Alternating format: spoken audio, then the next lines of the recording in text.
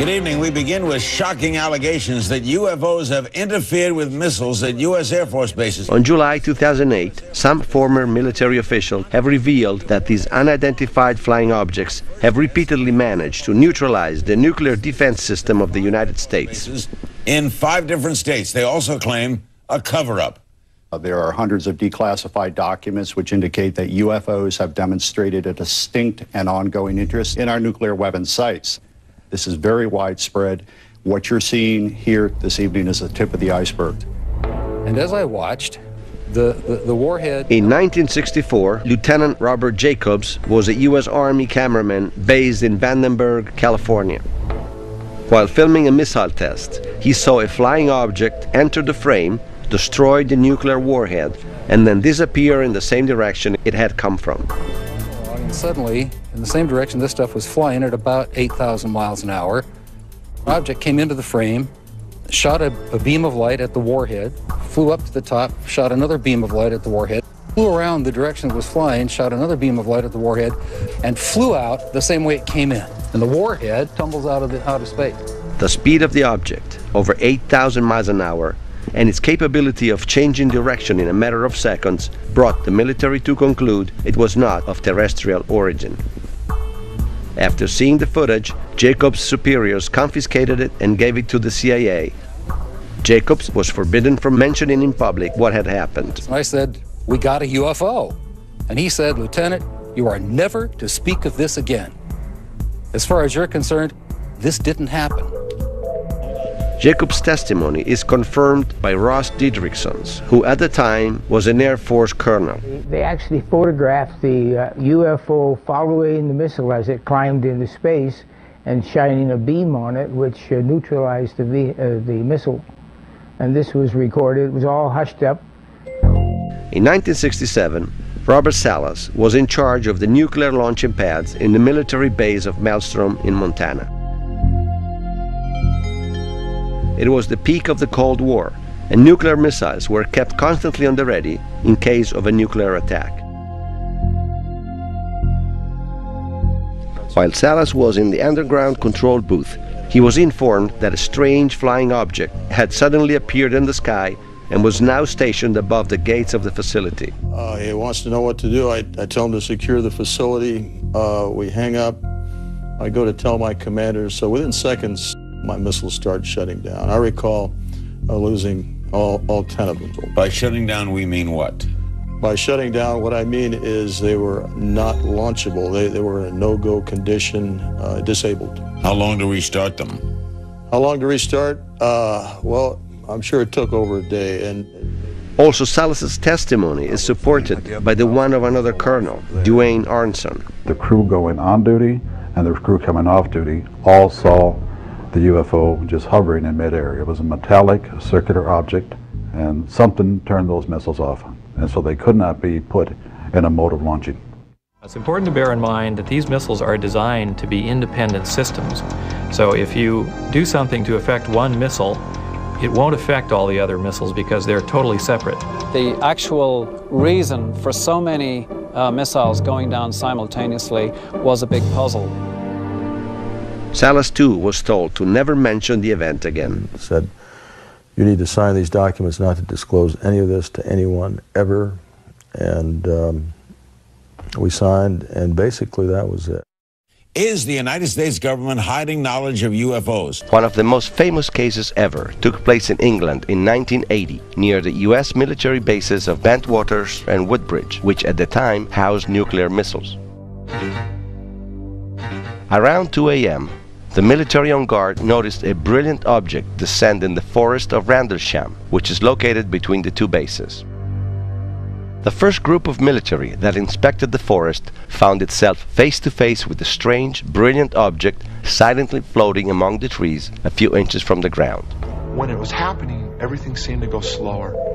We seemed to be in like I wouldn't say a time warp, but like everything appeared to be happening slower to us, and everything felt different. But when it disappeared, it was like everything was normal again. The squad then called the deputy commander of the base, Colonel Charles Holt, who drove to the site filled with skepticism about what he had just been told. And I was really going to debunk it, quite frankly. And as events unfolded, I became more and more concerned that there may be something to this. Holt carried in his pocket a small tape recorder, which he normally used to take notes on location. I did take an audio tape. In fact, I brought the original tape recorder with me, and I made a tape recording which is about 15 or 20 minutes long. It's rather famous now. This is how we have a live recording of what Holt and his men were experiencing as they proceeded through the forest. Blast, what looks like a blasted or scrubbed up area here. In the spot where the floating object had originally been seen, 3 flattened areas of about 5 inches in diameter were found.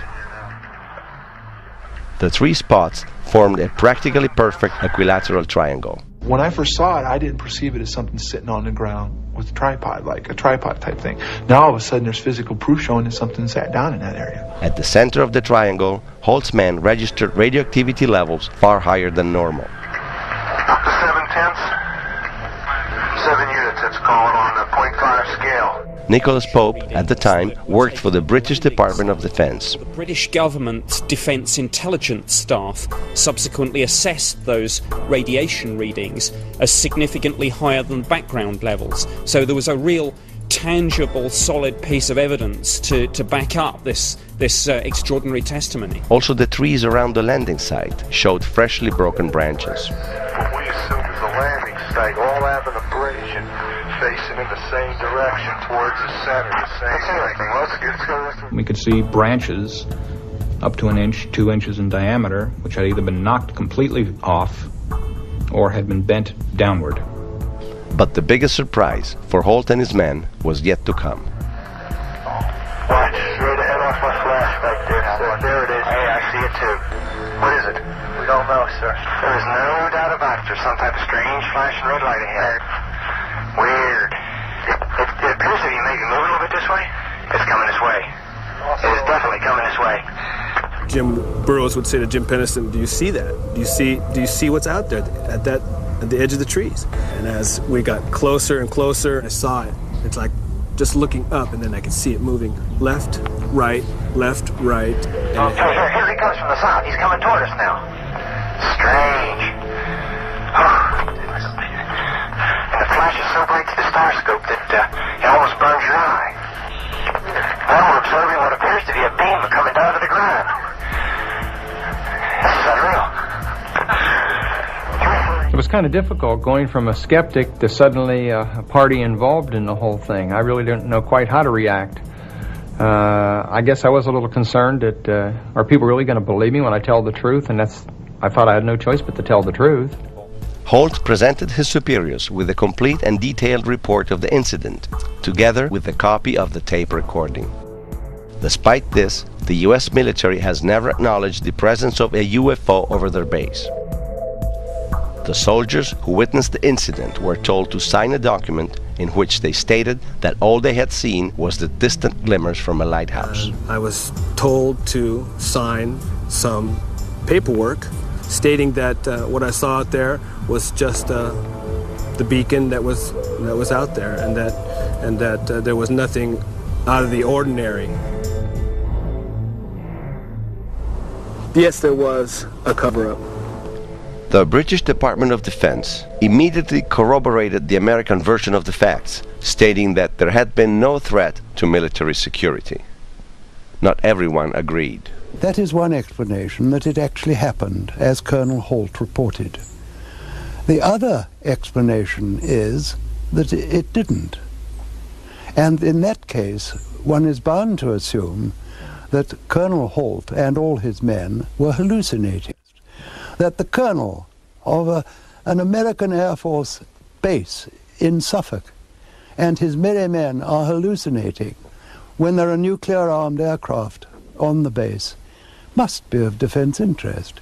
If indeed what he says took place did take place, and why on earth should he make it up, then surely the entry of a vehicle from outer space, certainly not man-made, to a defense base in this country also cannot fail to be of defense interest. In 1990, hundreds of people reported a strange object flying over the skies of the small town of Eupen in Belgium. 3 points lumineux très puissants, une petite lumière clignotante au centre, la forme triangulaire vole très lentement au-dessus des maisons. Among the first to notice the strange presence were 2 officers from the local gendarmerie. There was a huge triangular platform, and underneath it, strong headlights. And in the middle was this blinking, pulsating orange light.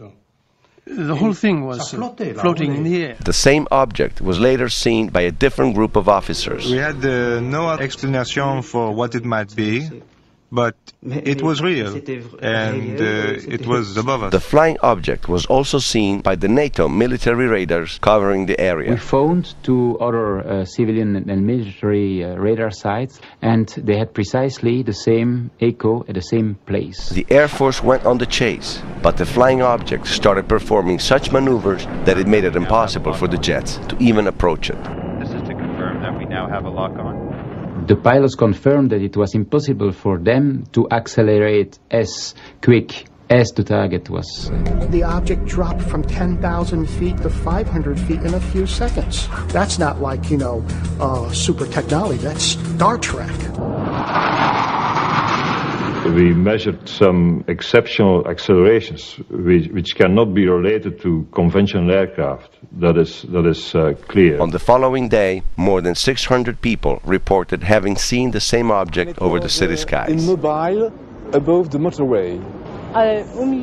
In the middle was a flashing red light. It passed by approaching the roof. The description was pretty much the same for everyone. The object was shaped like a triangle, with 3 powerful lights on each corner and 1 less powerful light in the middle. Basically what we saw was this big triangle object with 3 bright white lightnings in the corners. You could see 3 white lights which formed an equilateral triangle. At a given moment, it tilted slightly. We could see again the shape of a triangle with bright headlights and one in the middle. This original picture, electronically enhanced, shows the shape of the object to be perfectly consistent with the witness's description. After this episode, Belgium was inundated by a wave of sightings that lasted for several years.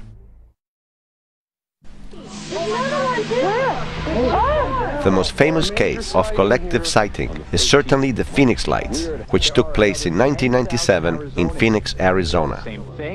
Weird happenings in the skies over Phoenix recently, and no one seems to be able to explain what it was. And now thousands of Arizonans reported seeing a triangular shape. Over 10,000 people saw a formation of powerful lights float silently over the skies before disappearing into the night. This didn't look like anything I'd ever seen in my life. Many investigators call it the largest sighting ever, lasting the longest amount of time, seen by the largest number of people. There are also many amateur videos that portray the same event. Dude, they're all like little circles. But it's like they're hovering. Dude, we got a telescope. Where's the telescope at? I'm going to get the telescope. So strange. Oh my god, it's the weirdest thing. It's the weirdest thing I've ever seen. So weird, it's just hovering. Some witnesses said that the lights belonged to a huge V-shaped object which floated for a long time over the valley without ever producing the slightest sound. It was a giant V, all right? And the right side of the V went over us. The left side was like a couple blocks over. And as it's moving, it's blocking and unblocking the stars. There is actually a shape. The object we saw, if we opened up a newspaper, you could not block out the object that we saw. Because of the V-shape, someone suggested it could have been a B-52 bomber from the U.S. Air Force. B-52s, however, are not equipped with that kind of lights. They are anything but silent, and above all, they cannot stay afloat in the sky. My response was we could land all 40 of our B-2 bombers on the wing of that craft. These are the proportions between a Boeing 727 and the object described by dozens of witnesses in Phoenix. To me, the most shocking thing was the silence. I was like, how can this huge object in the air that was the size of, I compare it to 2 cruise ships almost, it was like a city in the air, not make any sound. It was just, As popular pressure kept growing, the state governor, Fife Symington, promised an in-depth investigation on the sightings. And now I'll ask Officer Stein and his colleagues. He later called a press conference and announced to have found the solution to the enigma. Don't get him too close to me, please. But it was just a joke, meant to diffuse the overwhelming pressure. Now, this just goes to show that you guys are entirely too serious. Reporters laughed heartily, but the Phoenix people didn't take it very well. I thought it was really disgusting. He was just dismissing everything that these people had seen and said, just like we're all Looney Tunes. Nobody in state, local, federal, military, nobody wanted to talk about it. They didn't want to interview witnesses. They said it didn't happen. They said it didn't concern them. There was one council. People in Phoenix were not giving up. They just wanted to know what the flying object was. The military then said it was an Air Force drill, in which they had dropped flares of the kind used in action to illuminate the terrain at night.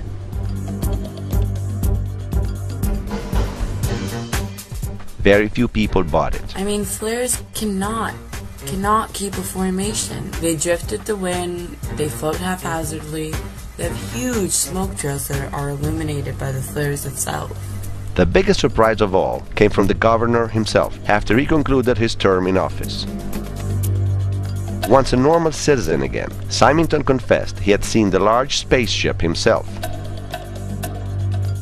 I think it was from another world. I've never seen anything like it, Larry. It was enormous. It's unlike anything I'd ever seen. If you had been here 10 years ago and standing out here and looking up there at the lights and the view, you would have been astounded. You would have been amazed. And I suspect that unless the Defense Department proves us otherwise, that it was probably some form of an alien spacecraft. This is Symington's explanation for having lied to his citizens 10 years before. I think as a public figure you have to be very careful about what you say, because people can have pretty emotional reactions, and I said my goal wasn't to try to stir the pot. But he himself seems to have been deeply touched by the event. The lights were really brilliant, and it was just fascinating. I mean, it was enormous. It just felt otherworldly. You know, in your gut you could just tell that it was otherworldly. Also very credible are the sightings that take place in the presence of authorities, like in the case of Jalapa, Mexico in 2005. During a public ceremony in which the local governor was presenting the police with their new cars, a formation of flying objects appeared in the sky and was filmed directly by the reporters present on site.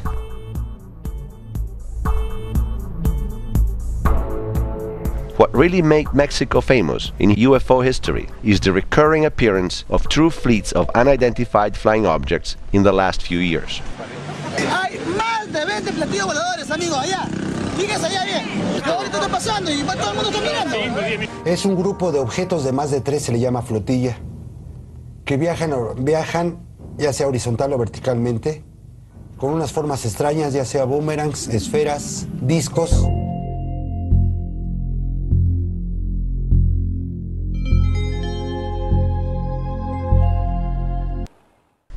In January 2008, the citizens of Stephenville, Texas, witnessed a series of sightings that no one has yet been able to explain.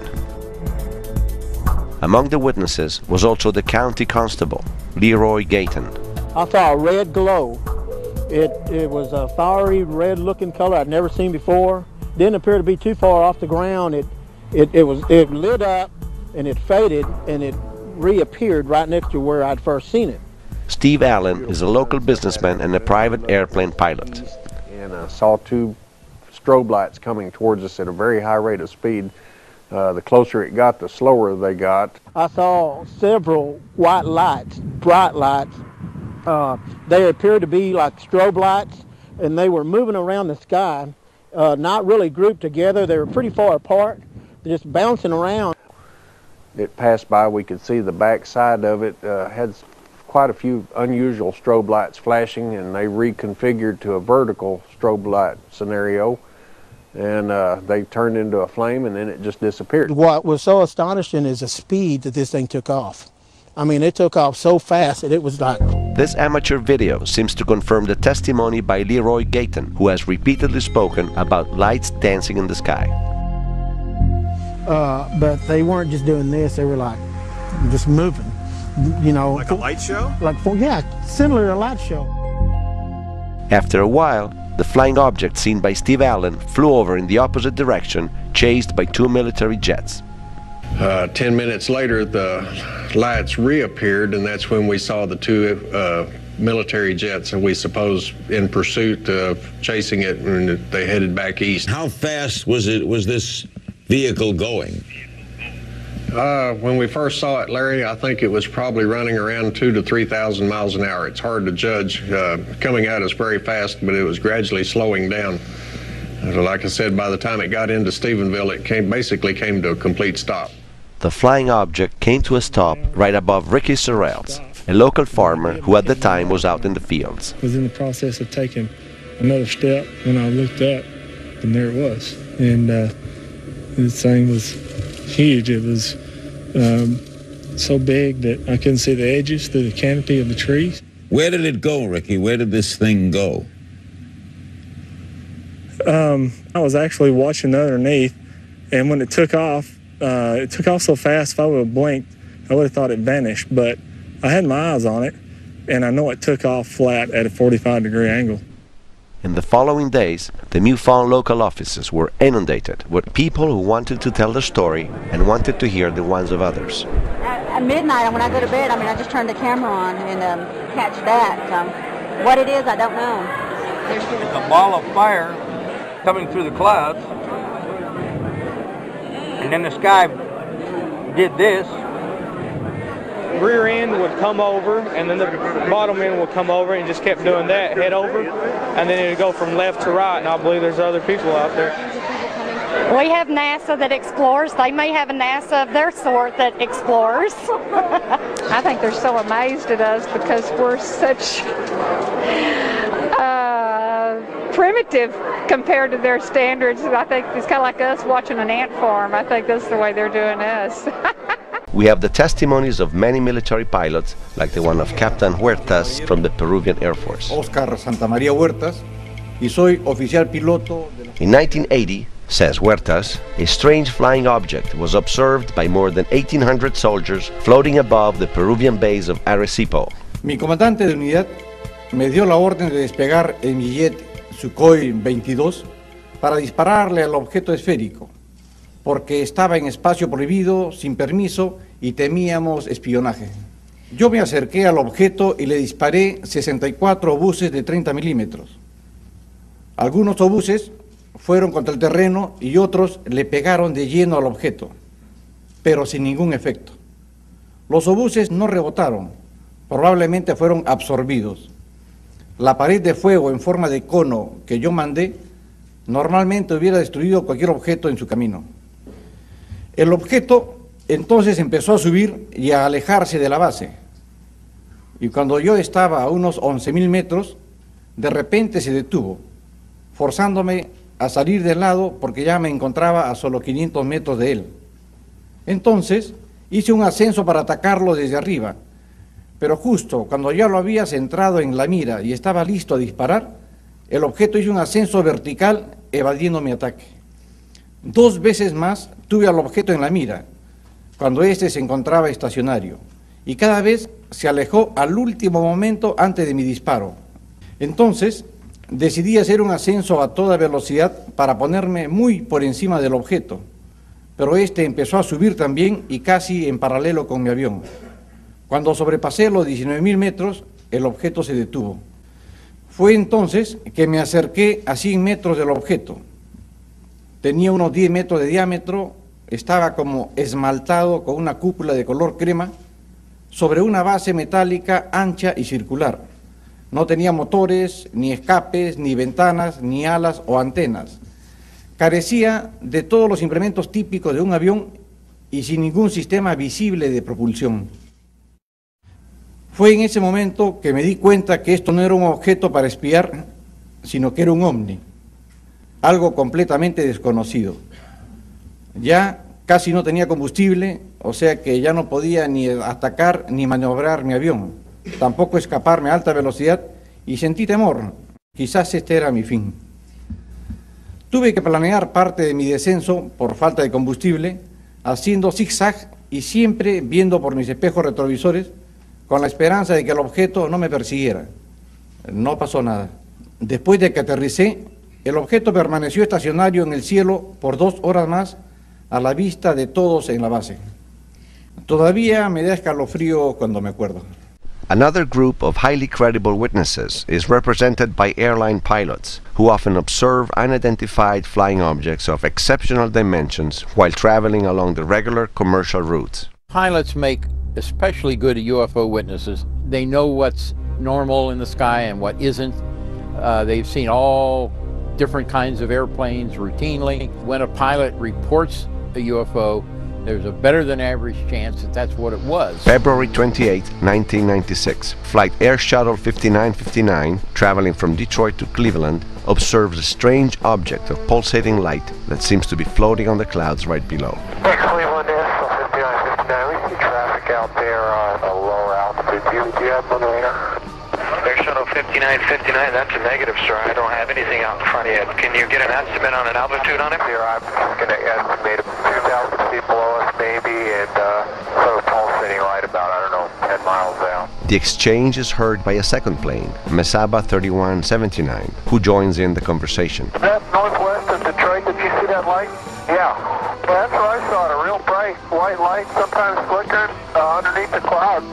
Air Shuttle 5959, is that traffic that you saw earlier? Do you see him out there any longer? And that's permanent. It looks like a rotating light around it, like a frisbee type thing, and it's going around it. Whoa. The Saba 3179, would you think it might be like a reflection, maybe perhaps off a beacon that for some reason is just one of those weird things, natural phenomena? Because I got nothing out there. It's definitely distinct whitish, well, it's looking a little reddish, greenish light, sort of pulsating, and it is consonant. It's not a beacon. At this point, the pilot from the first plane decides to descend in altitude in order to observe the object with his own eyes. Shuttle 5959. Just to keep you advised, we're descending to 4,000 feet right now, and as we descended through 10,000 feet, that object is above us right now. It is not on the ground. It's about 10,000 feet. I'll tell you what, that is weird. It's just sitting there pulsating. November 18, 1995. Flight Lufthansa 405 from New York to Frankfurt crosses an unidentified cylindrical object flying in the opposite direction and leaving a thick trail of green smoke behind. On our tail, about 10 minutes, we passed it just 1 minute ago, and it was looking strange. The same object is seen by the pilot of British Airways 226, which follows the Lufthansa flight a few miles behind. Opposite traffic, 2,000 feet above. It did have a very strong vapor trail, which looked more like smoke, and the light on the front was very, very bright. And Lufthansa 405, how far off your side did that traffic pass? It was pretty close, and like the speedbird said, it looked like 2,000 or 3,000 feet above on the left wing, just 1 mile, looked like a UFO. A similar incident was registered by flight Swissair 127 in August of the same year. Swissair 127, go ahead. Yes, sir. I don't know what it was, but it just overflew like a couple of hundred feet above us. I don't know if it was a rocket or whatever, but incredibly fast, opposite direction. It was too fast to be an airplane.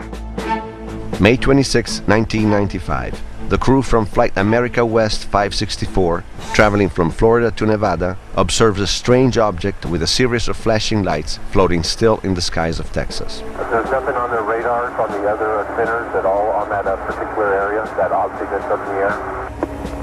It's up in the air? Affirmative. What's the altitude about?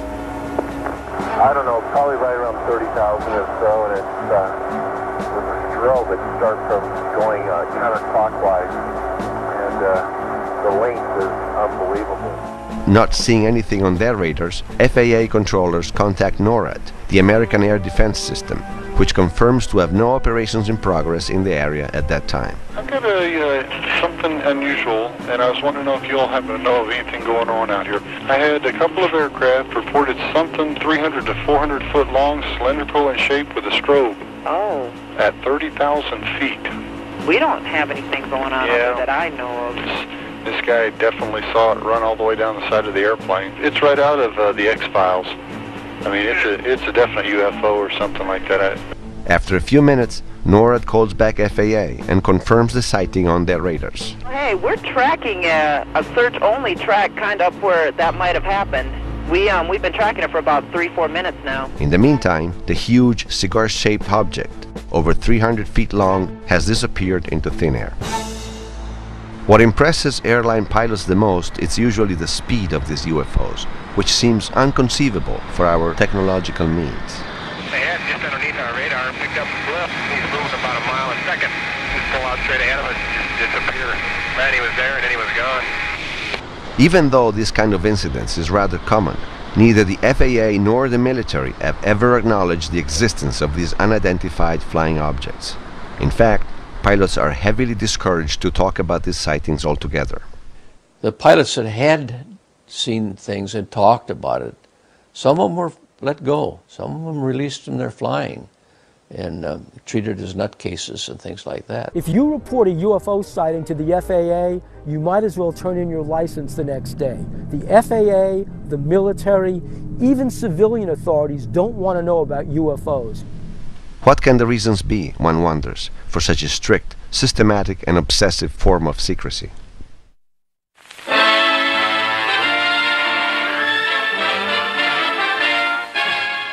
In 1952, the city of Washington was literally flooded from UFO sightings, to the point that jet pilots were ordered to shoot down any aircraft that refused to land on command. Washington, D.C., the capital of our country. But UFOs were always able to elude the chasing jets with great ease. I was 18 years old. UFOs buzzed the Capitol and buzzed the White House on July 19th, 1952. I recorded it in my diary. No one knew what it was. The switchboards lit up. Everybody was confused. A few days later, Truman, who was president then, had General Samford go on television. I have the kinescope, actually, and say, look, they're not ours and they're not Russian. We don't know what they are. We can say that the recent sightings are in no way connected with any secret development by any agency of the United States. The situation had sounded the alarm at the highest levels, and President Truman created a commission called the Robertson Panel, which immediately advised to keep all the new information on UFOs hidden from the population. The Robertson Panel concluded that it was in the best interest of the United States government to suppress media coverage of UFO sightings. In particular, the Robertson Panel suggested that mainstream media should be used to deny any future sighting, while it instructed the media people to cover with ridicule anyone who tried to maintain the existence of extraterrestrial vehicles. For the first time, an official document bore the term debunking, which indicates the activity of those who endeavor to discredit any rumors of conspiracies by the government. The Robertson Panel was followed by the so-called Brookings Report, in which the rationale for keeping the public unaware of the truth on UFOs was somehow explained. Информации достиг, какого-то уровня, будем говорить, кризисного, что ли. Когда уже замечать эту информацию. Thus, also the KGB decided to prepare an official report over the sightings, which was in some ways very similar to Project Blue Book. It was called the Blue File and was eventually made public in 1990. The Blue File described over 15,000 cases of sightings, air chases, flying accidents and shootdowns involving both UFOs and Russian jets. I believe this is not everything the KGB has had in their hands, and I'm not the only one. In the meantime, the United States and the Soviet Union had signed the Nuclear Agreement of 1971, which happened to include some specific procedures to avoid confusing the presence of possible UFOs with regular enemy planes over each nation's domestic skies. In the agreements it was written, the parties undertake to notify each other immediately in the event of detection by missile warning systems of unidentified objects if such occurrences could create a risk of outbreak of nuclear war between the two countries. Who could these unidentified objects belong to, if not one of the two very nations signing the agreement? What is? ¿Qué es? Un punto. Ahí está. Está exactamente atrás de nosotros. Es correcto, ahora está a las 7 de nuestra posición con 10.5 millas. Lleva rumbo 283 y 334 de velocidad. Comandante, ¿qué es eso? A ver, busquen eso que viene atrás de nosotros. On March 5th, 2004, a Mexican military plane flying over the area of Campeche realized it was being followed by a group of unidentified flying objects. Lo raro es que trae una punta delante. ¿Qué es eso? Dios mío. No podemos saber qué distancia. No tenía forma alguna de algún objeto que yo haya visto con anterioridad. Ahí van más. Van más, siguen más atrás. Abajo o arriba o arriba. En medio, ahí van a ir 1, 2, 3, 4, 5. O sea que los tienen rodeado. Pues no sé. Qué barbaridad, ¿eh? Ahí se van a ver bien. 1, 2, 3, 4, 5, 6, 7, 8 en la pantalla. 9, 10, 11 contando toda la cola. The most interesting thing is that the objects appear in the infrared camera of the plane, but were not visible to the naked eye. Nunca pudimos identificarlo visualmente, a simple vista nunca. Had the camera not been operating at that time, the crew would have never known they had company. Bueno, dije, no es normal, no es normal. Pero el icono aparecía ahí, estaba en el radar y ahí estaba. The sudden changes in speed indicated that these flying objects used a far more advanced technology than ours. Las ciudades podían estar, no sé, de 60 nudos, incrementarse a 120 o a 220 o a 300 nudos, cosa que pues jamás había visto, ¿no? Mexican authorities chose to make the video available to the public, even though they had no valid explanation for the event. Besides a small article on the Boston Globe, no major newspaper in America even mentioned the report, and each time a journalist tried to bring up the issue with their own editors, they would be met with a stern refusal and often with derision. Leslie Keene is one of them. People laughed, hung up the phone. The subject matter is ridiculed in the media. And so even though I was dealing with facts in this article and high-level journalism, they weren't interested because of the subject matter. It seems, therefore, that we are still paying the consequences for the disinformation and derision campaign set in motion by the Robertson panel and then implemented for decades by the U.S. government with rigorous determination. In the military, they do ridicule you, because I was ridiculed a few times. I was told I would never make Master Sergeant if I brought this crap up again. There seems to be some reason to discredit very viable and very reputable witnesses when they say something is unidentified. Now, one of the things that I've found is that the way it's been kept secret to a big extent is the fact of through ridicule. If it always had been just top secret, I think most of the world would know about it. At times I used to carry nuclear weapons. And in other words, I was mentally fit to carry nuclear weapons, but I'm not mentally fit if I see a UFO. And when derision appeared insufficient, true threats would come into play. It had been discussed with me on numerous occasions. Talked about what could happen to me militarily and what could happen to me even if I discussed this as a civilian. Anything to discredit you, and you'd never get a promotion, and I'd spend the next 3.5 years up at the North Pole living in a tent checking the weather balloons. If their military personnel were to talk about this, they could be court-martialed, or at least threatened to be court-martialed to get them to back down and to scare them. He was talking about being erased.